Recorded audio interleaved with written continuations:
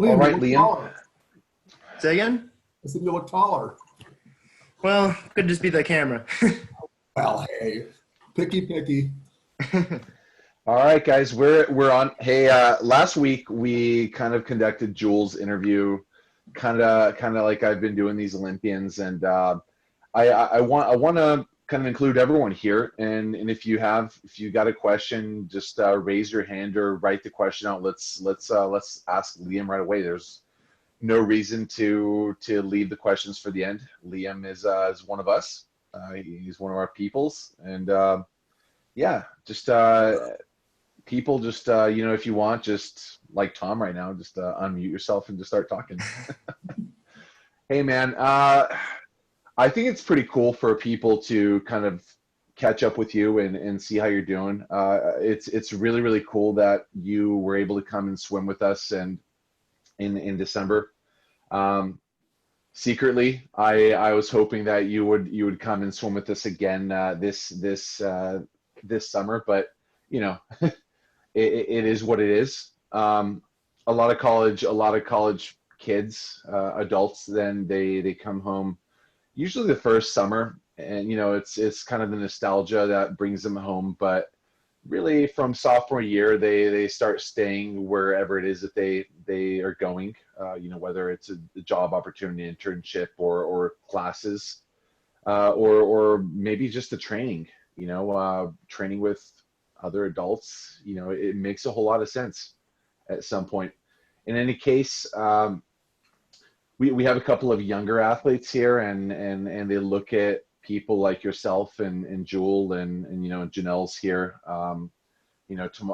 Tomorrow next year, at some point, we're going to want to reach out to Janelle and hear about her Stanford experience and what it's like to be a freshman, and that experience compared to what you thought it would be.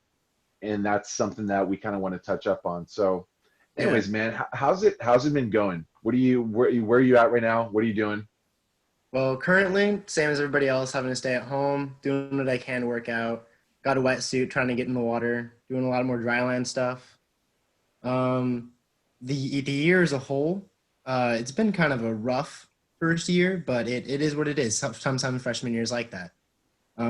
It's going to have its own challenges. It's almost never going to be what you expect it to be. For me, I had roommate issues. That sometimes happens, but it's not always. Just a lot of things going on.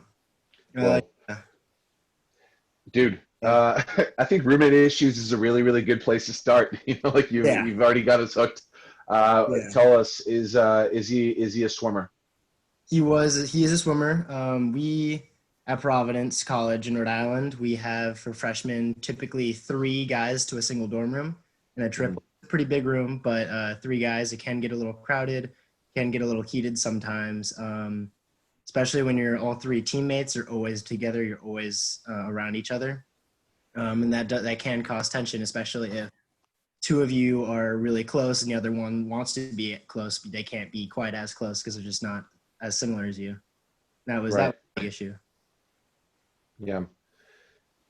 Boy, that kind of begs the question, like, is that roommate, without trashing the guy, is there something about him that just doesn't, because I'm all about, like, I can be good with anybody, you know what I mean? Yeah. And I think you're somebody who, you're easy to go along with, Liam. Like, who doesn't like Liam, but there are some characteristics or quirks about some people that, you can't forgive. And, and was it just getting off to a bad start, or just complete differences in personality? What's up with that? Complete differences, personality, ideology. Just he's just different kind of guy, and it was a situation that wasn't the best.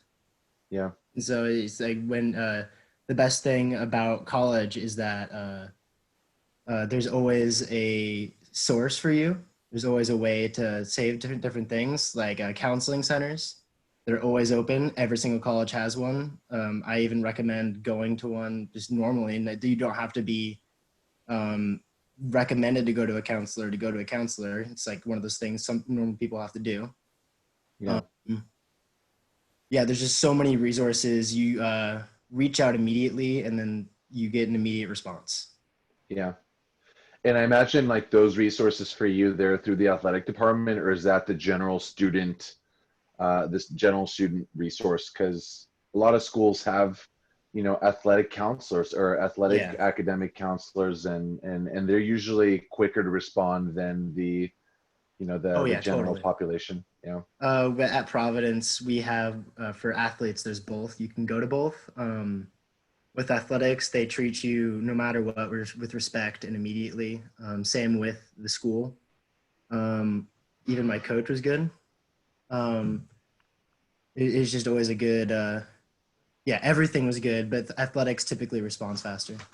Yeah. Well, man, like the good news is your freshman year is over, right? Or Over. you're out of there. And yeah, you know, you could. So this following year, are you staying in the dorms or are you going to move out? Um, f- uh, for us, we have to stay on campus until our senior year. Hmm. If you're going to get off campus housing, you have to decide if you're going to do that at the beginning of sophomore year and find a house and do all that. But yeah, you can't go off campus until senior year. Well, and that's not. I mean, that's really not bad. You know, No, not at all. you know, I don't see one bad thing about that. One of the things that I missed about my freshman year when I moved out was just having everybody in one place, and you know, that I mean, you know, it gets to be a little annoying since everyone's always kind of going in and out of your room. But you know, at the same time, like it's nice Yeah. because if you want to meet with somebody, they could literally be there in a minute. Yeah. Are your dorms you know, are your dorms divvied up with, you know, boys and girl or men and women, or are they mixed floors, or how do they do that? Freshman year, every single freshman dorm is separate, where it's guys, Mhm. girls. You have parietals where you have to, guys and girls can't come into opposite sex dorms after a certain amount of hours. But beginning sophomore year, those parietals are lifted. You can choose to be in a guys only dorm or a girls only dorm. And then there is a sophomore dorm that's a suites dorm where it's mixed throughout just floors.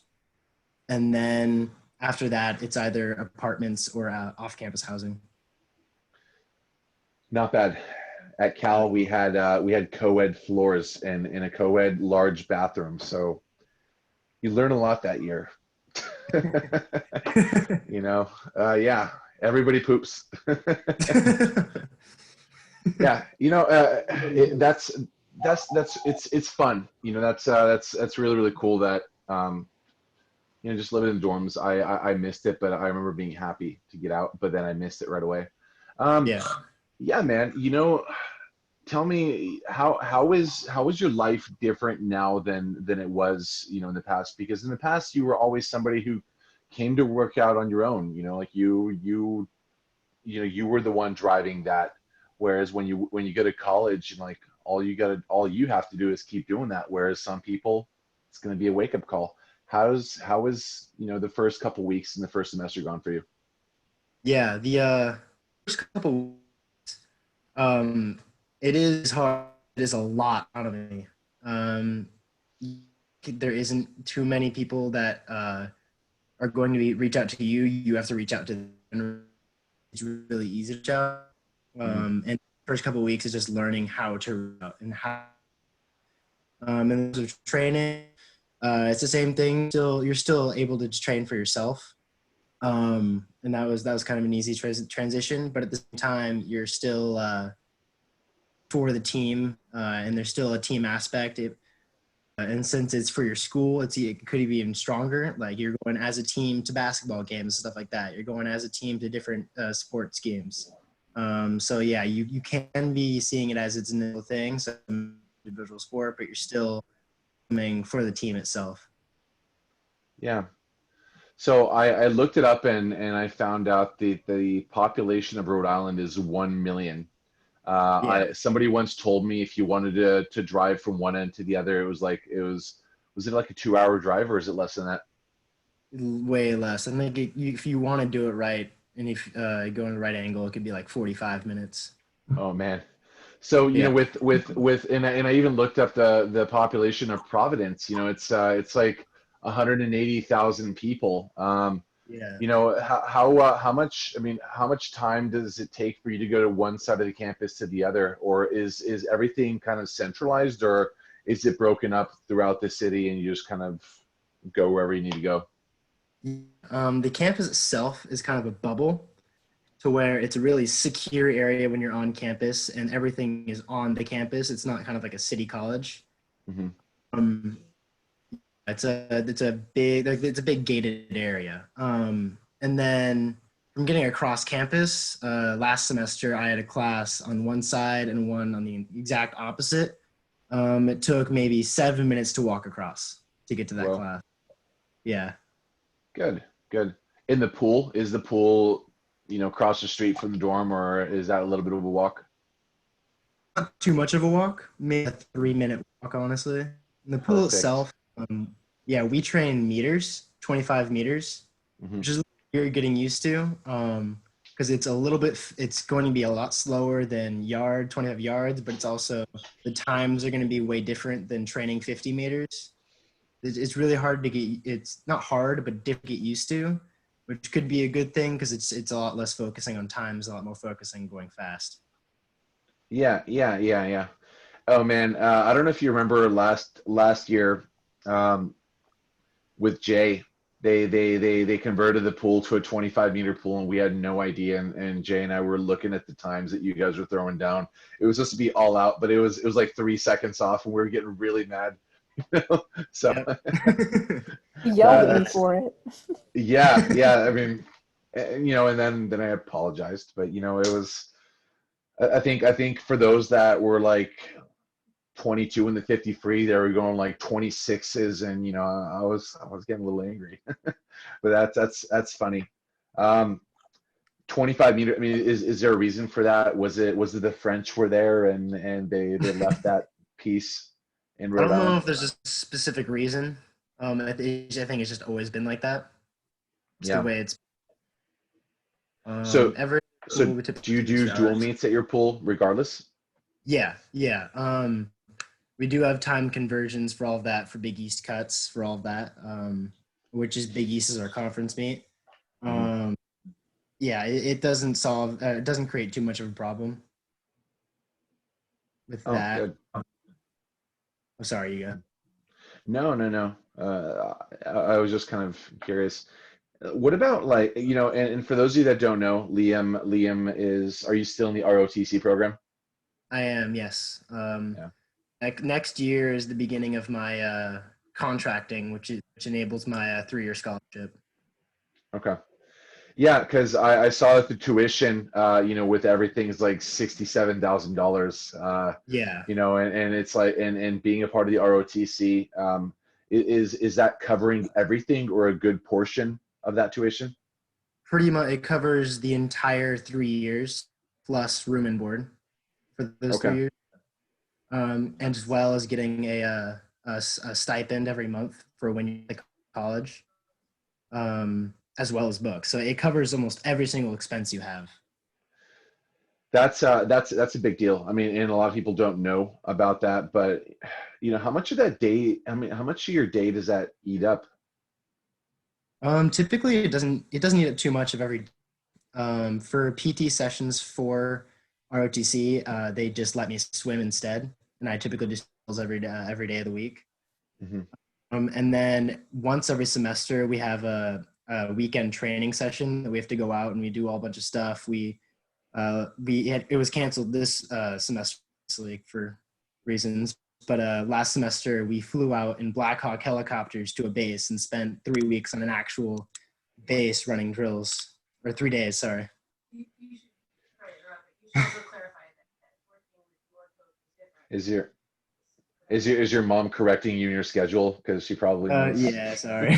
she's here helping me out right now. Well, no, I mean, I think you should clarify that you had to work hard to find a coach Yeah. who supported art. Yeah, That's not common. she's bringing up that it is. I am very fortunate that my coach actually was able to coach at West Point for a little bit, for about 5 years. Mm-hmm.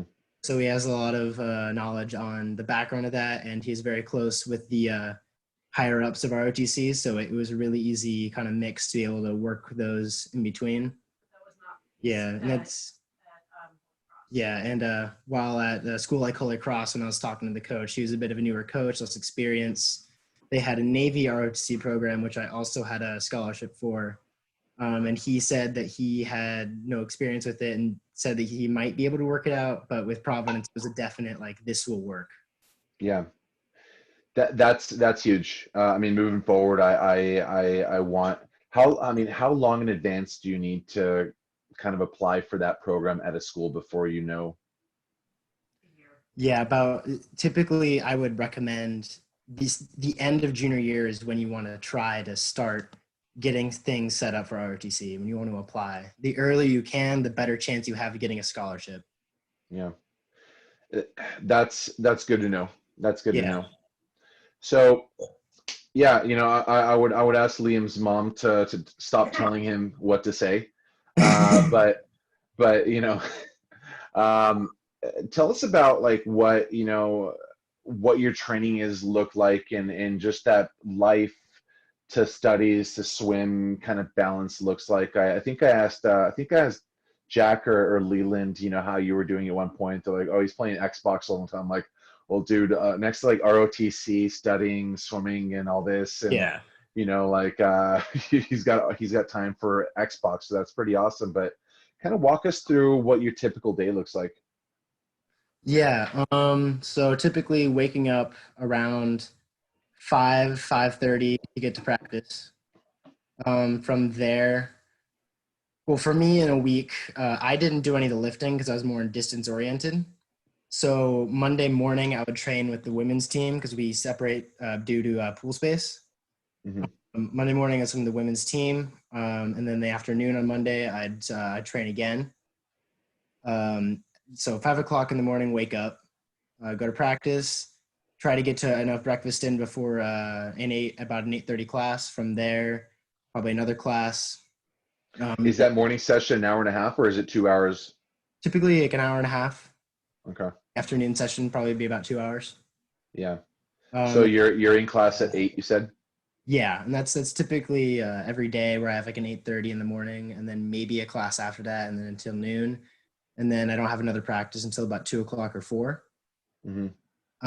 And then it's the same that basically every day of the week except for Wednesdays, which I have a mandatory class for ROTC. It's a few hours long that takes up that second practice time. Mm-hmm. And we practice through on Saturdays. We have 2.5 hour practice, and then Sundays we have off. That sounds pretty typical. Yeah. I mean, after practice, when that 4 o'clock mark comes, I mean, have you had or do other students have classes from 4 to 6 in that latter part of the day? Yeah, there are some night classes. I've had since I'm a bio major, I've had a night lab that started at around 6 o'clock, and sometimes would either get out at like an hour later at 7, could get out at 8:30. Yeah. A lot of classes like that are flexible. Some of the advice that I got before college is that you will have a lot of time unless you're an athlete, which is both true and untrue.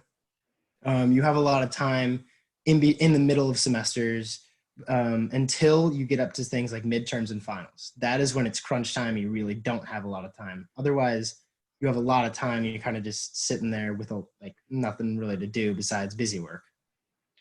Yeah. Yeah. Do you have mandatory study hall? Some teams at Providence do. The swim team does not, because we do not get in a lot of academic trouble typically. Yeah.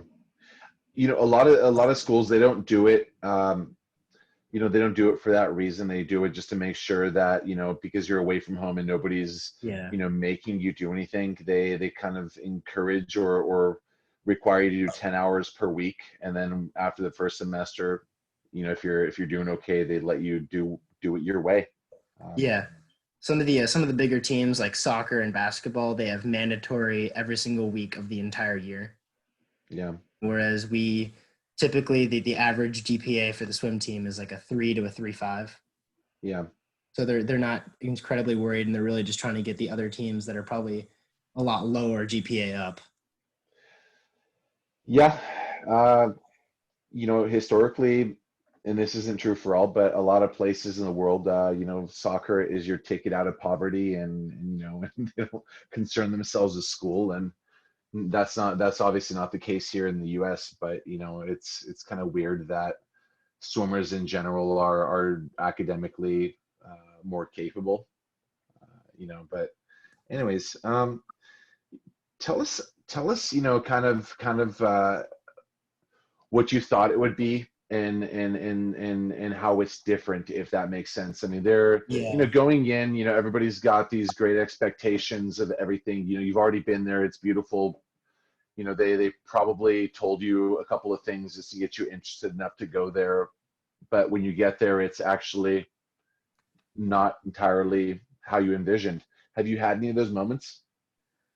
Yeah. Yeah. Trying to think of a really good example right now. I Getting on a campus, you really have to get a good feeling, especially on your official visits. But it's entirely hard to get an immediate feeling. Um, so I knew that Providence would be kind of a party school, but I didn't know how much of a party school it was. Uh-huh.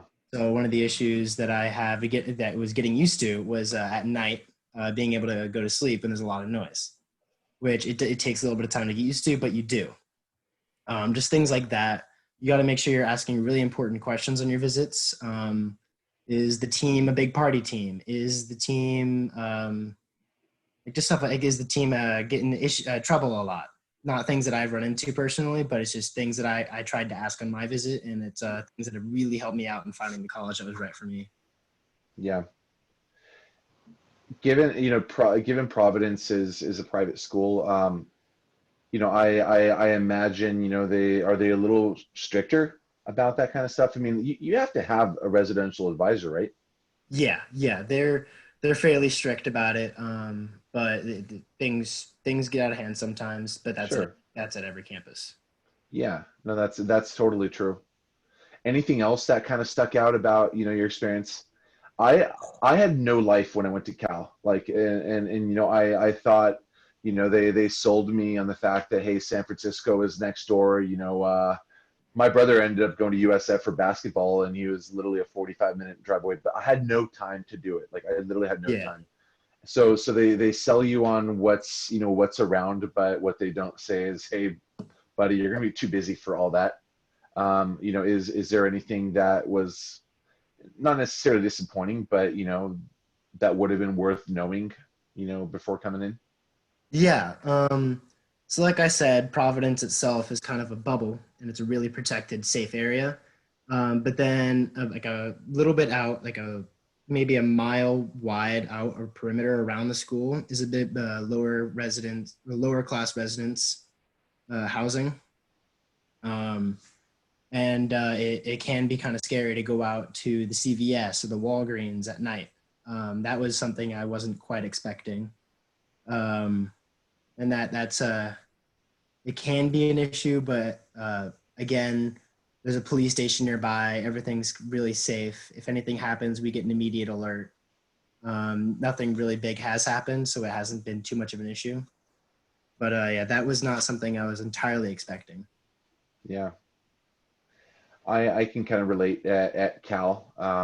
Oakland was literally right next door, and a lot of homeless. But that's there's homeless people everywhere. But there seemed every other week there were people getting held up, in the main street, which is Telegraph, and it was just kind of so weird, But it could happen anywhere, I guess. Yeah. Yeah. Tell me, how have you integrated into your team? How do you like your team? Is the training a whole lot different than what you were doing with us? Tell us about kind of the nuances of what you really liked about the training, and if there's anything that you didn't like. Yeah. One of the big things I noticed is warm up immediately I noticed that it's a lot more like compared to your warm-ups, it's a lot more like Jay's warm-up, where it's like do an 800 or we're going to do 4 300s, something like that. Mhm. A lot of it is still good, and a lot of it's still similar though. Not too much that's different, besides a lack of dryland. But that's something. Why is that? It's just a general, like, I being distanced, I don't need it as much. However, I'm used to it. So this is one of the things where you got to be comfortable talking to your coach. Whereas I'm having a meeting with him earlier to talk about the season. I'm going to bring up how I personally need more dryland. It's just one of those Mhm. things, you have to be comfortable going up to coach. You got to find a coach that you can be comfortable going up to and you're not intimidated too much by. I would hope so. You know? Yeah. No, Dryland is it's even in LSU and in every other school that I've ever known, the distancers do Dryland. They don't do squats in the weight room, but they do other things that are more specific toward what they need. Yeah. And I Let was me know if you need even, help with that. I'll connect you with some college coaches that'll just give you the program. no, yeah, But totally. But I was getting some of that with ROTC though, as we did do running, fitness tests, stuff like that, and then like all the fitness tests, maxing it out, no problem. So it's I was getting some of it, but I just wasn't getting the amount that I needed, and I'm definitely gonna talk to him about it because we do have weight coaches that I can definitely talk to and get workouts from. awesome. Hey, everyone here, like if you have questions, forget about typing your thing. Just unmute yourself and ask. Shaw, he's one of our younger swimmers. Liam, you may know Shaw, but he Yeah. asked about the ups and downs of your career, and I'm just like, dude, this guy is still in it. He's just beginning his college career. I can't. How about we kind of touch up on that? How did you do at mid-season, or your conference championship? So towards the mid season, the roommate issues I stated were affecting me mentally in training. I wasn't competing very well, but then as soon as we resolved them at the mid-season meet, I dropped like a second in the 200 IM, was 2 seconds off my best 400 IM, and was at my best in the two fly. I hadn't gotten that close in a while. And then from there, it just kept on getting better and better. So it's really just a mental thing and keeping it together. Whether it's school, getting stressed out, you have to talk to your coach, you have to talk to advisors, stuff like that. And then from there, keeping the mental game strong, continuing in December, swimming with you, getting the closest to the best two fly time I've ever gotten in a long time. After not getting, a significant taper, that's still really good for me. And then getting into Big East, coming out of a training trip that I was doing really well on up until they had an earthquake in Puerto Rico, but that was kind of scary. But still doing well. And then at Big East, not doing exactly how I wanted, which is okay for freshman year. That happens. It's a whole new experience for everything. But still got a best time in the two fly. I was point something, like something really, really close to the best time in the 2 IM again. And then 4 IM, I was again a 409, really close to my best time. But yeah, just freshman year itself, it's always going to be challenging. There are some people who haven't improved in years and they get the training in college and they drop seconds. I've had a lot of friends in the program that happened to them. And then there's some people who they struggle that freshman year, but throughout their like all the rest of the 3 years, they blossom and then they explode through. Just like I'm expected to perform next year and the years to come. So yeah, it's all mental. In freshman year, just with all the new things that happen, sometimes you just don't go as fast as you want, and that's okay. Yeah. Jules with us, and she says that she said last week that she gained 25 pounds, and and she was lifting. Lifting is usually what drops all that time. But if you haven't been lifting, it's kind of a head scratcher. You do a lot of 200 races, and that's kind of weird. But we were I have no doubt expecting that you're going to talk to him about it. Yeah, we were expecting to swim the mile, but then my IM was looking just really, really good in practice. And so we both made a decision to try to go for the IM and the fly, in which I did improve in the fly. And I almost did really well in the 2 IM.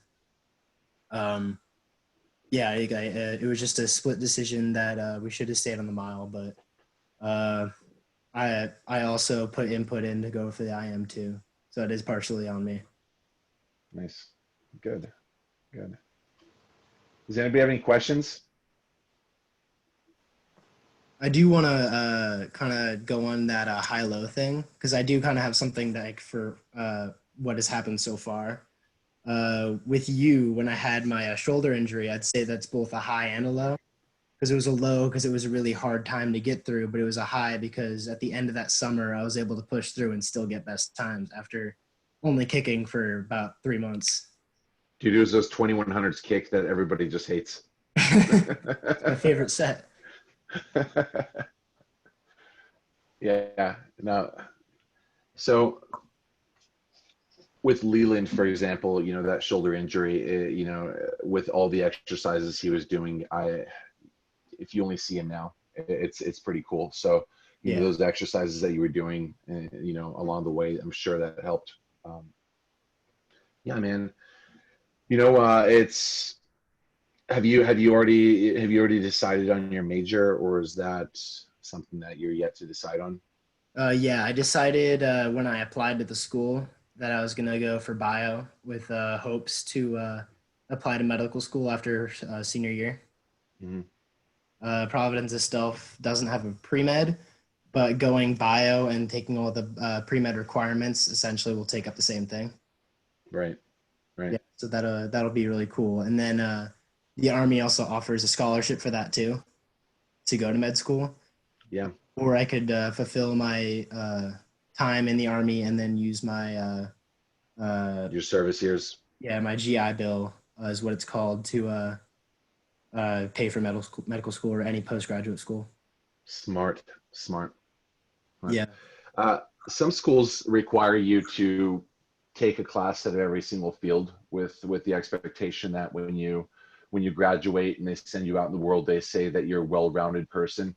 Yeah. Does Providence require you to take something? Yeah. Yeah. It is a liberal arts college, so the program that we have to take is called Civ, or Development of Western Civilization. Mm-hmm. Which you read basically about everything that led up to the U.S. being created. So you read about Roman Empire, even before that, different civilizations throughout history that led up to our culture today. So as right now we're going through the Renaissance and the readings of and writings of Voltaire and stuff like that. So it's a lot of different just interesting things you have to read. None of which touches up on the history of Rhode Island and the origins of the 25-meter short course pool. I wish. No, yeah, you do that for 2 years and you can take different electives afterwards for that kind of course. But yeah, that's about what you have to take. You have to take some math, some foreign languages, all the normal stuff for liberal arts college. But that's the main course of the liberal arts experience. Tell me, Providence, it's a Catholic school, or I mean, is it, you know, I do know that some schools are tied to a church, and they require some courses in theology. Is that the case at Providence? Yeah, it is a Catholic school. We have friars walking around. That's really cool. We have friars teaching classes. That's always really cool, as we are the Providence Friars. Are they naturally bald, or do they shave that part of their head? And no. No, they not every friar does that. Sadly, that'd be really fun. But yeah, we are required to take theology. We do have to get a theology credit or two theology credits. So it's a part of the curriculum of the liberal arts experience. Typically, liberal arts being Catholic too. Yeah. Good. Yeah, you know, Liam, like there's so many things that I would like to ask you, but I'm also hoping that, you know, your old friends and Yeah, it's want to chime in. You know, Janelle, you're going off to Stanford pretty soon. I wonder if you have any questions. Budnick, you know, that guy. We're just hoping he's gonna survive until, I guess, within the first 6 months of his getting a license. He had 3 accidents. You know? Yeah, I know. I had Yeah. 2 accidents. One's half my fault and the other wasn't my fault. And it's only 2, not 3. We're accounting for the one that's going to happen eventually. It's not going to happen because I won't be driving once I go to college. I'm not driving a lot right now. All right. Liam, your car, it's still here. You know, what'd you guys do with it? You know, you said your room wasn't commandeered by your brother. Yeah, car still untouched. Stayed in the garage, so stay safe. Nothing too bad happened to the car. Yeah, no, I mean, you're not planning on shipping it to the east, and I mean, do you need a car at all? Not really. We can't have cars on campus until senior year, Mm-hmm. which we can either, if we're on campus, park them off campus, obviously, but we can also park them full time in a garage. Yeah. I'm thinking about maybe bringing it my junior year, just as it would be nice to have if I need to make runs for groceries if I live in an apartment at that time. Right. But yeah, not until at least junior year. You know, with ROTC paying for everything, one of the coolest things for me when you're in question is, why do you swim? I mean, I know why you swim, but I would love to hear, you know, your perspective, just because it's a lot of work. And you don't need it because you're already paid for, but you know, why do you still do it? Yeah. It's been something I've done for so many years that I don't know what I'd do without it. It's been a source of pride for me. I've always been able to turn to it and say, like, I can achieve this time. I've gone this far. Keeps me fit, obviously. Yeah, it's just something I've always had fun with, and I can never turn my back on. I want to be the guy that's in his 90s during a Masters meet swimming the mile. So it's a lifelong thing. You know, we've been interviewing a lot of these Olympic athletes, and a couple of them said that they committed to the sport relatively late, you know, 14, 15, 16. Before that, they were just doing different things. And a lot of, and some of them that said that they weren't the hardest workers, you know, they, you know, when they were younger, that they kind of, they say that it actually kept them in the pool for a very, very long time after that. You know, it's my personal belief that inside themselves, they felt like there was still something left in the tank, which is the reason why they wanted to go swim masters and keep going. But, you know, they made sure that swimming was fun early on, and throughout college, they still really, really enjoyed it. Tell me, do you like your, you know, do you like the training process, the philosophy, the type of training that you're doing? Like, you know, for you, is this something that you believe is going to keep you in the game? Yeah, we live by a philosophy that our coach repeats constantly of pace, build, race. And that's been an issue that I've had in many races where I say in a 2-fly, I go out too fast and I can't come back. Whereas with this philosophy, it's really just trying to keep it in, and then that third 50, you turn it on as hard as you can.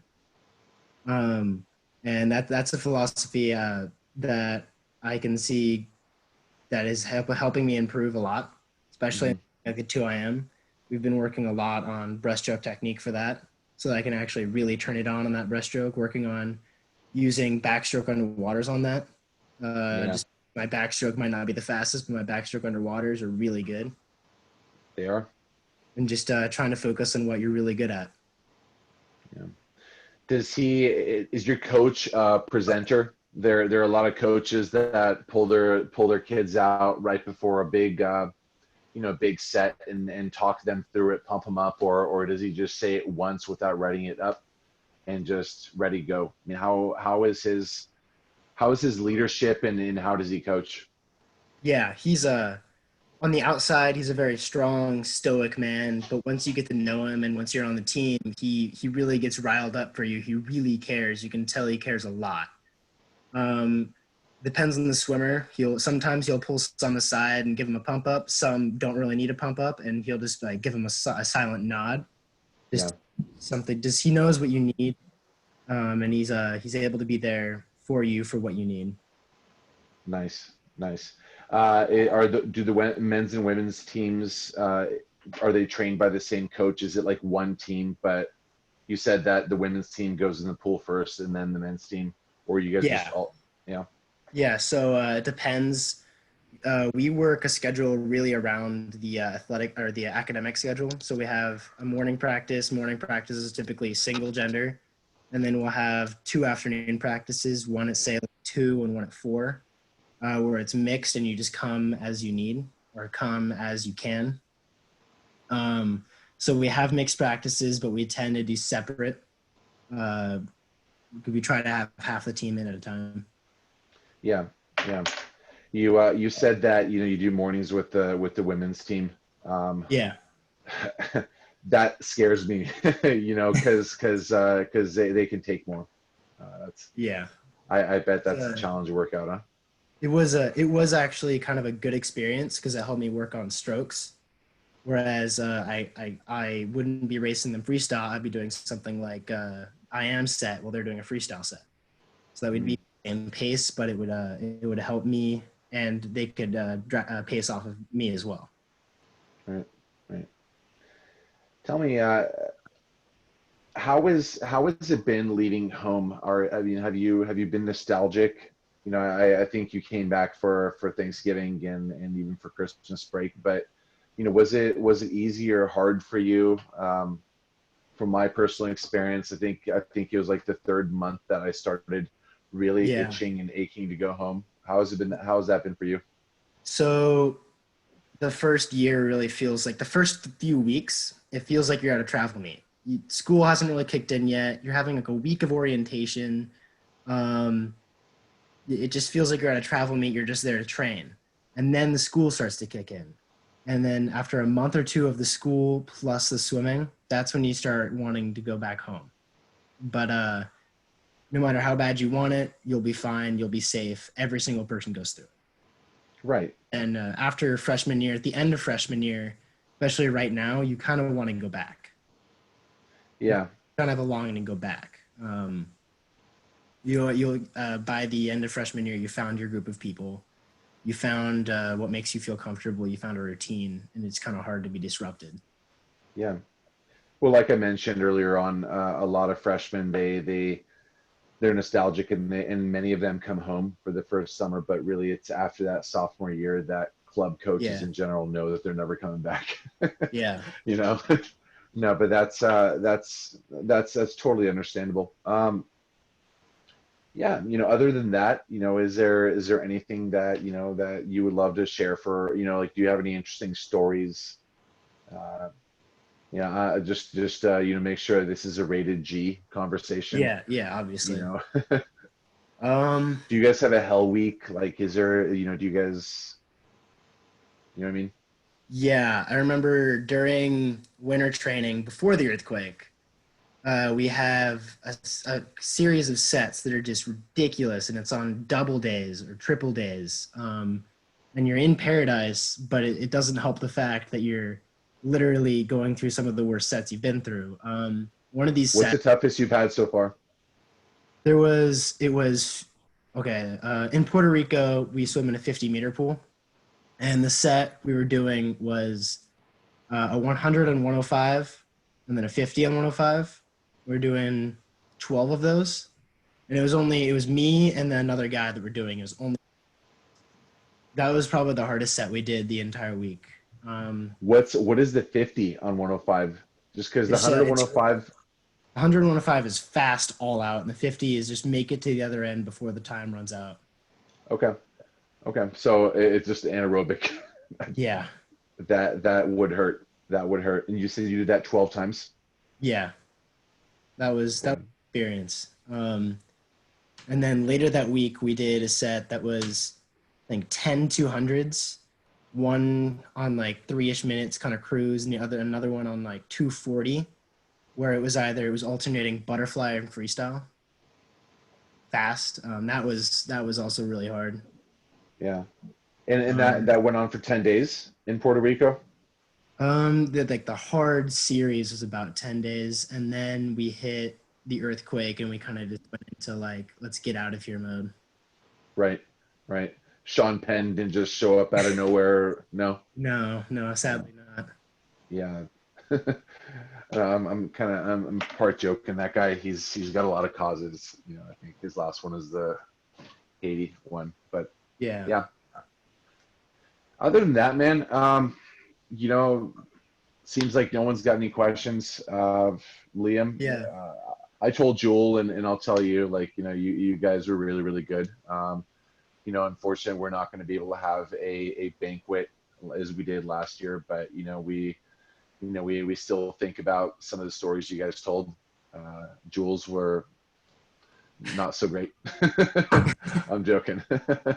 No, but you know, I think that the simple fact that you're still swimming, you don't need it, but you need it for your life. I think it speaks volumes. I think that's the perfect message and what I'm about. You know, with our athletes, and you know, my hope is that you will swim for a really, really long time. Yeah. You know, whenever you can come, like I've told you, like you've messaged me like, hey, can I show up? I'm like, shut up, Liam, just show up, man. You know, like you know where the schedule is. Just show up. Yeah. You're welcome to come back anytime. And yeah, you know, I have to admit, like after doing Jules' interview this week and today, I was outside with the boy, and I thought, you know, I'm gonna interview Liam. But how cool would it be if I just started filming, you know, interviewing each one of you with the same 5 questions at the beginning of every single year, Yeah. and to see how those answers changed, because there's a really, really popular, you know, documentary where this one guy, he interviewed the same people every 7 years. And I think the movie's called 7, and then 14, and then 21, and so on and so on. And it's interesting how those same 5 questions have changed throughout time.